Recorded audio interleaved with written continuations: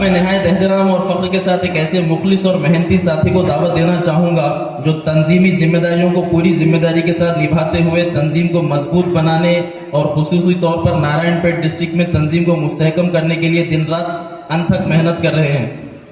اپنی ذاتی مصروفیات اور کام کاج کو پس پش ڈال کر مشکل حالات میں بھی جماعت کی ترقی استحکام کے لیے مسلسل جد و جہد کرنے والے ریاسی سطح کے ذمہ دار ساتھی جناب محمد جمیل الدین صاحب جو اسٹیٹ سیکریٹری اور تلنگانہ کے نارائن پیٹ ڈسٹرکٹ انچارج بھی ہیں.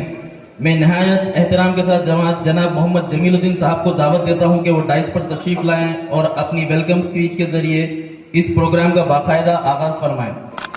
محترم اسٹیج پر موجود تمام معزز قائدین اور کارکنان اور خاص طور پر نارائن پیٹ ضلع کے باشعور نوجوانوں، آج اس خوبصورت سرزمین نارائن پیٹ پر آپ سب کے درمیان موجود ہونا میرے لیے اعزاز کی بات ہے.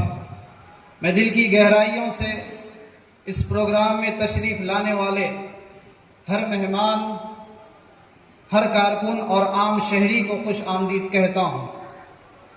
میرے عزیز ساتھیوں، ہمیں یہ سمجھنا ہوگا جمہوریت میں طاقت صرف تعداد سے نہیں آتی، بلکہ طاقت آتی ہے تنظیم سے، شعور سے اور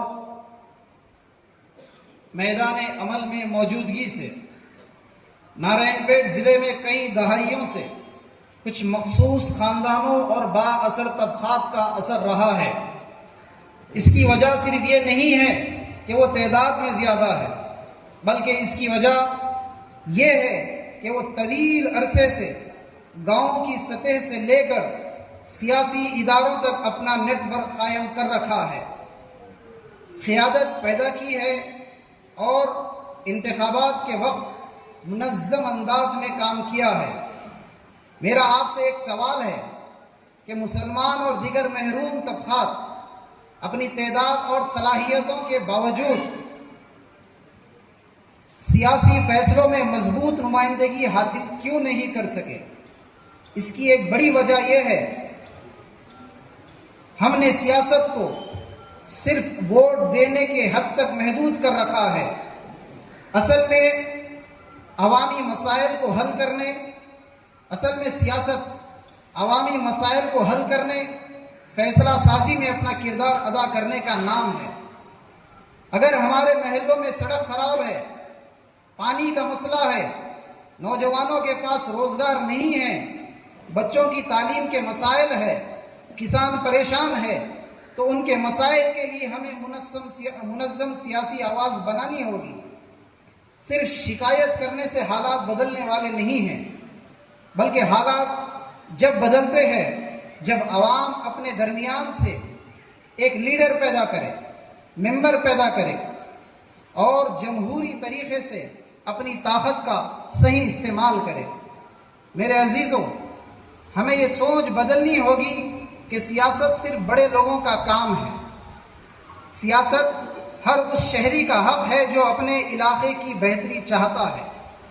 آج ضرورت ہے کہ نوجوان آگے آئے، تعلیم یافتہ لوگ آگے آئے، سماج کے ہر طبقے کو ساتھ لے کر چلے اور ایک ایسی سیاست کو کامیاب بنائے جو ذات، مذہب سے اٹھ کر عوامی مسائل کی بات کرے. ہمیں نارائن پیٹ کی ترقی کے لیے ہر گاؤں، ہر وارڈ، ہر محلے میں عوام کے درمیان جانا ہوگا، لوگوں کے مسائل سننے ہوں گے، ان کے ساتھ کھڑا ہونا ہوگا. اس کے لیے ایک مضبوط تنظیمی ڈھانچہ بنانا ہوگا.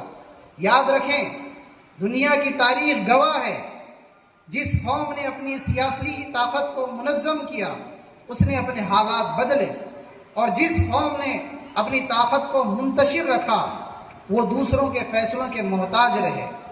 میرے عزیزوں، نارائن پیٹ صرف نقشے پر بنا ہوا ایک ضلع نہیں ہے، اس میں کسانوں کی محنت ہے، مزدوروں کا پسینہ ہے، دستکاروں کے ہنر کی پہچان ہے، خواتین کی محنت ہے، نوجوانوں کے خواب ہے اور مختلف قوموں، ذاتوں اور برادریوں کے مل جل کر رہنے کا ایک خوبصورت گلدستہ ہے۔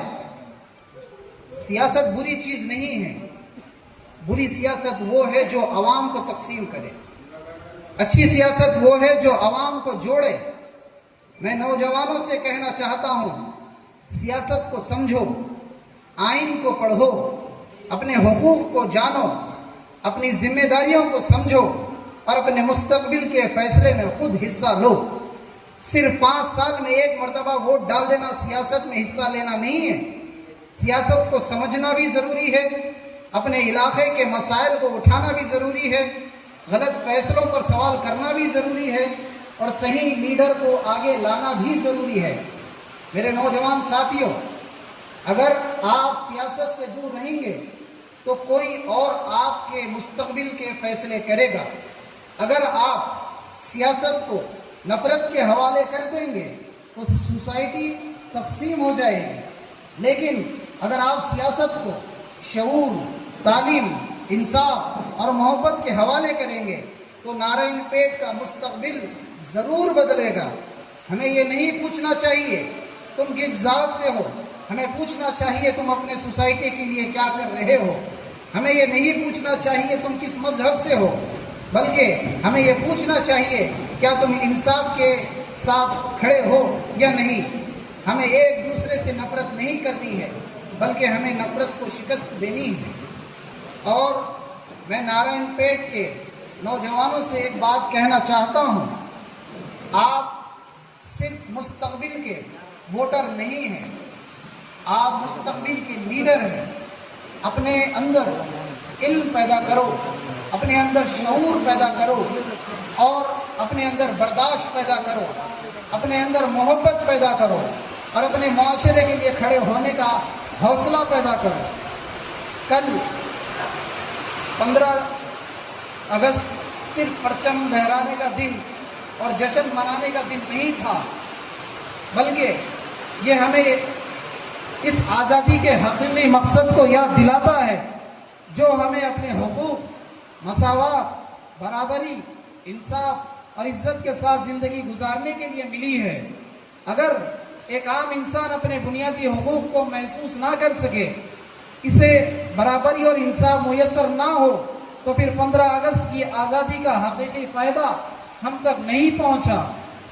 15 اگست ہمیں یاد دلاتا ہے ہم ہر سال اپنے ملک کو پہلے سے بہتر بنانے کے لیے کچھ نہ کچھ ضرور کریں، ناانصافی کے خلاف آواز اٹھائیں، حقوق کی حفاظت کریں اور ایک ایسے ہندوستان کی تعمیر کریں جہاں ہر شہری کو مساوی عزت، آزادی اور انصاف حاصل ہو۔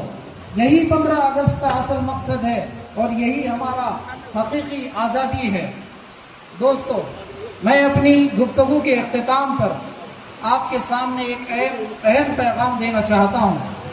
ایس ڈی پی آئی صرف ایک سیاسی جماعت بن کر آپ کے درمیان میں نہیں آئی ہے،